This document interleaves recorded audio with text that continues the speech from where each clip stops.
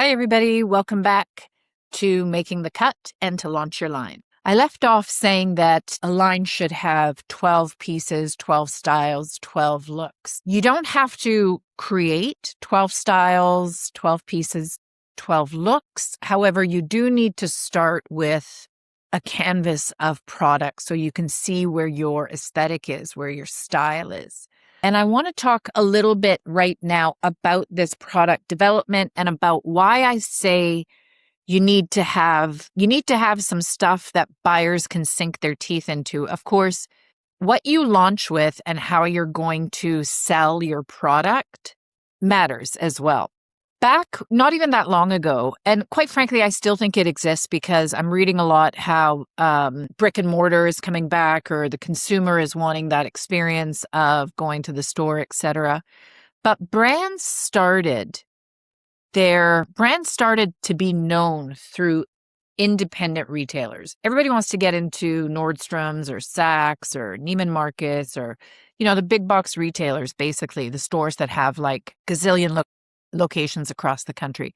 That's not really how brands get known, though. And it doesn't matter in whether it be shoes, whether it be clothing, whether it be jewelry, whether it be whatever. Brands get known from the independent boutiques they launch in. This is why Barney's, if you recall Barney's in New York, it was an amazing store. It launched incredible designers. It had established designers, but it really had the up-and-coming designers that nobody had heard of yet that now everybody knows of. It was actually really sad when Barney's went away. It was legendary, it was culture, and it was community before they were even talking about, retail hubs or basically places creating a community where people go. Barney's was that. Anyway, you do want to target some key retailers you see your line in while you're working on your mood board, while you're working on your collection. This is really important because this helps you clarify where you think your customer is. For example, I get a lot of students that come to me and say, I want to be in Canada in Holt Renfrew, or I want to be in Saks, or I want to be in a well-known higher-end store. But their products they want to make and they want to sell it for, oh no, my dresses are going to be under $200. They're going to be very affordable. Okay, well, your customer's not at Holt Renfrew then, and your customer's not at Saks then. So it helps you clarify when you know the retail store or even the retail website that you want to sell your goods in, who's shopping there, because price point has nothing to do with what something cost you. Please keep this in mind. This is a gold nugget. Price has nothing to do with what something cost you to make. It has everything to do with where your brand falls, what your customer will pay, and who your customer is. Cost of goods at retail is branding. It's not how much it costs you to make. Please keep that in mind. What other jewelry brands is your jewelry sitting next to? What other shoes or designer shoes is the store or website carrying that's selling your shoes? This tells you where and what your customer will pay, and it helps you distill where your customer is and also who you are, because a lot of times that gets confusing because we think to ourselves, if something's lesser price, the more I'm going to sell. No, because, for example, Diane von Furstenberg, the wrap dress, okay? I'm going to share my screen and get this up so that I know there's going to be maybe some younger people that don't know who she is, what she did. I mean, it's bloody amazing. So this is Diane von Furstenberg. She obviously has a large collection, but her key staple is this is the wrap dress. They're right now calling it the genie wrap or something. I don't know, but that has more to do with the print. This is the classic wrap dress that she has been selling millions of for, I'm going to say 40 years, I think. This is the wrap top based off the wrap dress. I had one. It's amazing, actually. You can wear it with jeans. You can wear it with dress pants. It's fantastic. I had several of the wrap dresses. I loved them. This is a wrap long dress. Point is, This dress could sell for $200 or it could sell for $980. But Diane's customer is a $980. I'll pay $980 for that dress. This wrap dress is $585. I can make this dress for you for $75 US, fabric, labor. 75 US times 2 is wholesale, times 2 is retail. So you could retail your wrap dress for $295 to $345, but your customer may very well prefer to pay the $585. And this is knowing who your customer is. Okay, this is super important.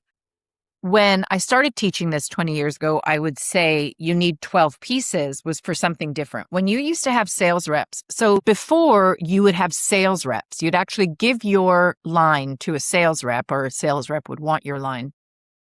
And they have all the connections. They go to all the trade shows. They go to where your customer is at retail, the retail customers, and they sell your line. So they sell it for wholesale. And they get anywhere from a 10% to now 18% commission. However, they need something to sink their teeth into. So usually with one item, it's kind of hard to sink your teeth into it. But if you have 4 styles and you have 4 different prints, that's actually 16 styles. So Diane von Furstenberg, if she had one wrap dress, but she had 24 prints in that wrap dress, she had 24 styles. Okay. So there's different ways of thinking about this, which is why creating your mood board, laying out all your styles, they could be stick figure drawings. That's absolutely fine. But now I want you to go to a retail fabric store, jewelry, beads, whatever it is you're doing, leather, faux leather, if it's accessories, handbags, whatever it is, shoes, and start swatching your styles. Start thinking through how many colors are you going to do prints. Start putting together your line on paper. But it's important to do this because this is where your editing happens. So if you're thinking, if we look at this as writing a book, you're just writing right now. You're writing, you're designing your line and you're putting it on, get like a foam board or get like just a board from the dollar store, those, wobbly paper boards, whatever, just so that you could line up tops, shoes, accessories, whatever you're making. And then you swatch them. You see visually what your line is beginning to look like. Is it making sense? Your mood board, this is my mood board. I'm going to tell you about waist up, but this is my mood board. And for my feel, for what it is I'm trying to accomplish, I'm going to put together a line sheet as well for waist up so that you see my designs coming to life, so that you see what my product is, so that you have something to balance it off of. But this is my mood board. So I'm going to keep going back to here and seeing if it makes sense to the story I'm trying to tell. So please have your mood board done. Start putting your line together. You need a few things in your line to then edit. I do want to tell you a few success stories. There have been some one-hit wonders, which I've talked about, and it's always also very important.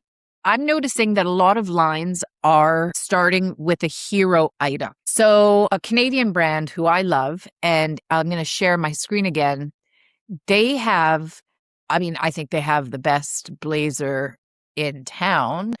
So these guys launched with the perfect blazer. I'm going to say about 18 years ago. They're known for the best fit in blazers. That's not their classic blazer. The classic blazer this is their classic blazer. It's quite the royal blue. I like that one. That's kind of my speed, the tweed one. But this is the same blazer, different fabric. So different style. This is the same blazer. Okay. Different fabric, same style. And these guys got known for, look at how gorgeous this is.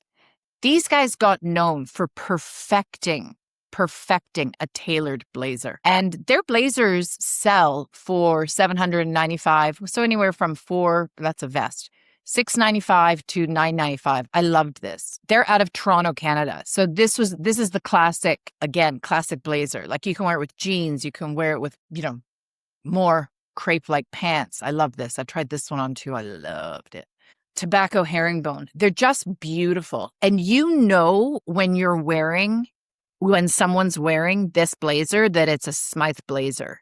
They nailed it. They got known for blazers. They got known for that perfect fit, and they did exceptionally well. So another brand that is started out with one item is the moon bag. So it's the Stout moon bag. All right. It came everywhere. That's what they were known for, 365 to 465. And now everybody had to have this moon bag. And now they have an entire line. I mean, look at their categories. It's beautiful. Their site's beautiful. Their look is beautiful. But they started out again with one key item. And that's what they got known for. And people bought in, including the retailers. I personally don't feel we are going to get away from shopping retail because it's an experience. The retailers I feel that are going to win are the ones that make it a really great experience.